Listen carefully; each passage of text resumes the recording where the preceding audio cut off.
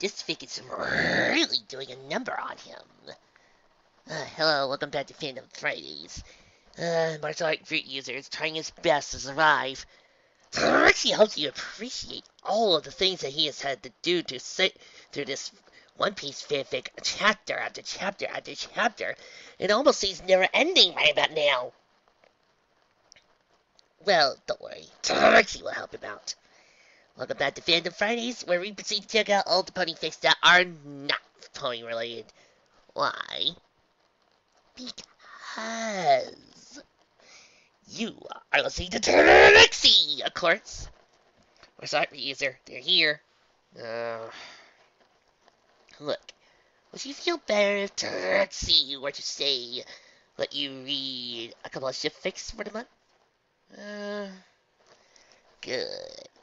Because Trixie thinks there might be something you might be interested in. Why not? Might brighten up my day a little. I know what you're thinking when you probably read what was on the tags and what I put down in the description for the comments. What? Tenchi Muyo? A harem anime, you say? But, first art for user. You are a fan of action, adventure, fantasy anime, and also some sports anime, if we could ICL 21. But you're also a feminist. You prefer anime that have some strong, cool female characters. You prefer anime where girls aren't always throwing themselves over the big buff man. How could you like Tenchi Muyo? Well, the truth is, I like Tenchi Muyo not just as a harem anime. You see, here's the thing. When it comes to a lot of harem anime, they don't have what Tenchi does. Cool sword fights. Yeah, Latina, you may act like you're all great and all. You may think that a lot of people like you, but, call me back when you have a guy cutting the bad guy in half with one lightsaber. Yeah, let's see the idiot on Love Hina top that. Or use the Lighthawk wings to cut an entire spaceship down, and then keep your friends safe as you proceed to fly back down to Earth. Yeah, I'm calling you here, harem anime out. I'd like to see you try to match this. See, that's what separates Tenchi from a lot of these guys. When the chips are down, I wonder how well these guys actually stand up in a fight. When the chips are down for Tenchi, boom! The sword of Tenchi up the ass. Oh yeah, it's like that. Not to mention, I kind of prefer Ryoko over a lot of the other female characters out there on these harem anime. The only one that comes close to her, in my opinion, is Lum. Oh, Lum, my sweetheart. I've done a reference to you, and probably nobody in existence who's listening to this has probably even heard of Urusei Yurusa. If you did, thank you. We appreciate your business. So, what to do about this? Why not read a good Tenchi and Ryoko fic, shall we? So stay here as we hear the Berry Memorial Library proud to present Blossoming by Once Queen the Conqueror. Enjoy. Blossoming by Once Queen the Conqueror. First chapter, only chapter. The Okinawa sky was bloodshot. Several purple clouds lingered overhead. The air was still, the atmosphere quiet. The chaos had ended. The battle was over. All was calm. So much has happened, huh? Yeah.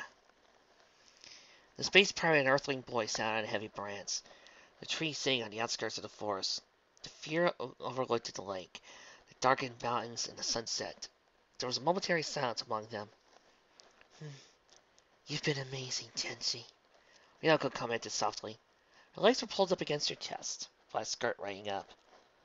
Another silence filled the space between them. You think this was the best solution? He responded with a question, not catching her compliment. I think it was brilliant, she said honestly. She gazed down to the sunset, her eyes sparkling with content. Still, I wonder.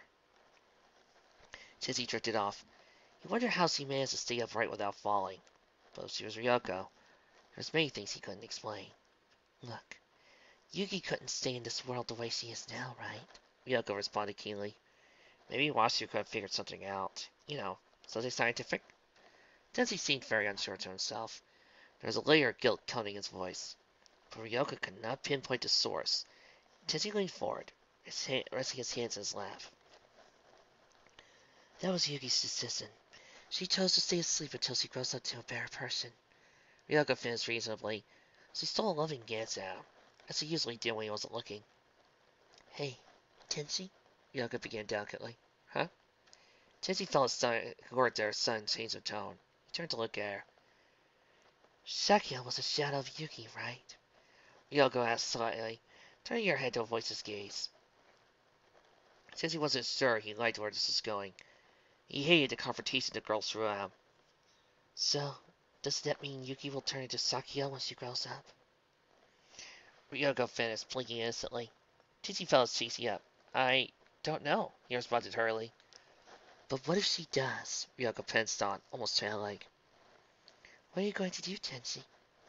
She turned back to face him, staring deep into his chocolate brown eyes. Tenchi knew that subject was an extremely fragile one, and wanted to avoid saying something to offend the pirate. But something was different about Ryoko. There was no hostility. For the first time, Tenchi saw maturity and tolerance in Ryoko's amber eyes. Several months ago, she probably would have been trying to knock some sense into the 17-year-old boy sitting beside her, pawing at him and attempting to seduce him. I never thought about it, he said almost darkly. He had a bad feeling him taking him over. He turned his head. Ryoko let out a laugh at his son changing attitude. Don't get me wrong. I'm not jealous of her. She cackled and gripped the branch to keep from falling off. So you had a fling. I'm a grown-up woman. I can handle it. She continued to boast. Ryoko let her long legs strangle to the branch. After all, these things happen. It's natural. She threw Tenchi an understanding smile. Tenchi felt his muscles relax. I'm glad you have a good attitude about it, he said, quite relieved.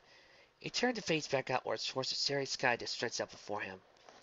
Suddenly, a form blocked his view of the peaceful countryside. Ryoko appeared in front of him, inches from his face, floating in midair.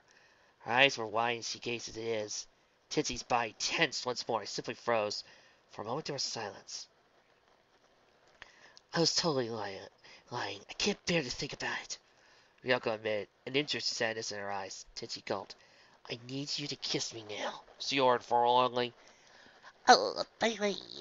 Fergs, you can't help but notice that this is based on the Tenchi and Tokyo universe, and you haven't lost your temper. Ah, I figured. It's just an alternate universe for one, and two, we're not actually there, so... Huh? Why let it bother me? Now, if it was actually there, then we would have problems.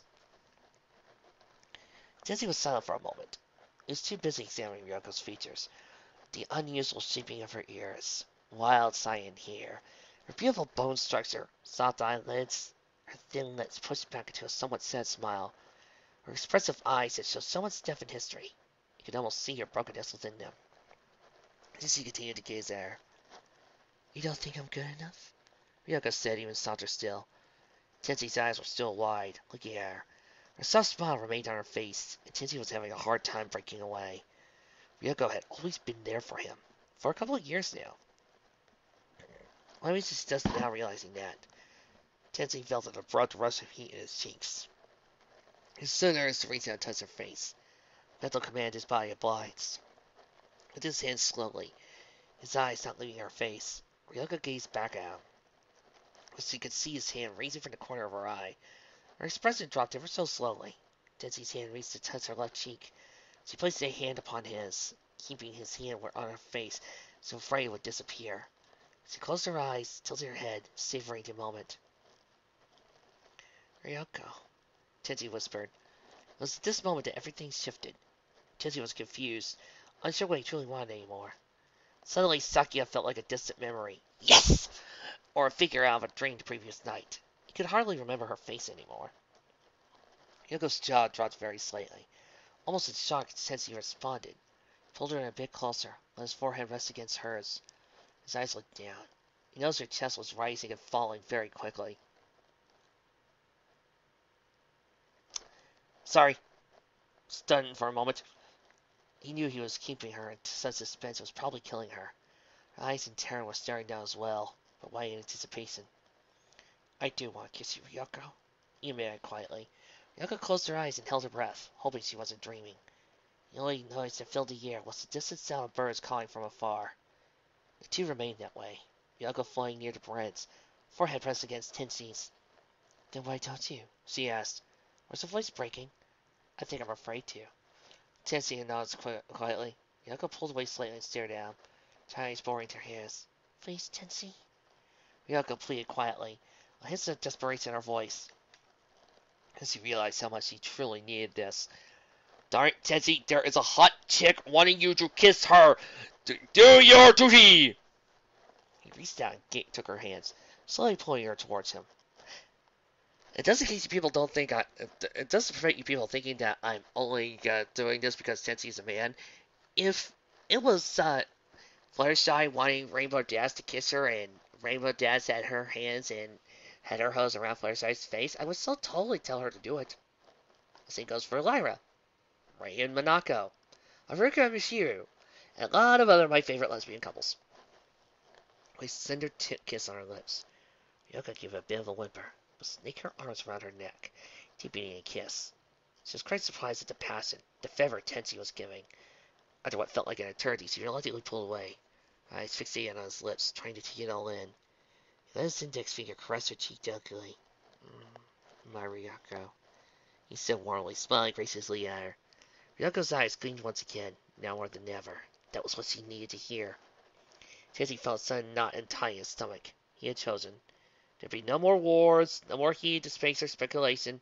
He had picked, and that was that. I gotta say, that's another thing I kinda like about Tenchi. The fight was just mainly Ryoko and Ayaka. Ryoko smiled lingered on her face as he held on to Tenchi and materialized on the ground. Once safely on the soil, Tenchi laced his fingers through hers. Their gazes never drifted from one another's face. He did kiss her once more. Raise your head back, he said, nodding to the sun dipping behind the mountains. Ryoko glanced over the sunset. Hi! Her afraid her moment had been ruined. Her thoughts reassured as he felt Tenchi's fingers lock around hers. She held it tightly, biting her lip. Let's go home, he said simply, a lovely smile still plastered on his face. Last bits of sunlight shone brightly on his face, causing something inside of Ryoko to stir, rile up and sing. The boy was following hers, and she was willing to spend all eternity with him if she had asked it of her. Together, hand in hand, they returned to the Masaki house, ready for a new adventure to unfold. Oh, what a cute, sweet little story. You know, doing these type of things are probably hard. You do have a couple that you want together. You want Tenchi and Ryoko to be together. However, they also shown that Tenchi also cared for that woman. So, how do you do that without bashing the other woman? Just simply compliment her. Sometimes that's all you really need. You don't need to bash another character to make your ship come true. Although sometimes it can be fun. But it's only a short reprieve. Well, that was one down, thousands more to go. I'll see you all next time.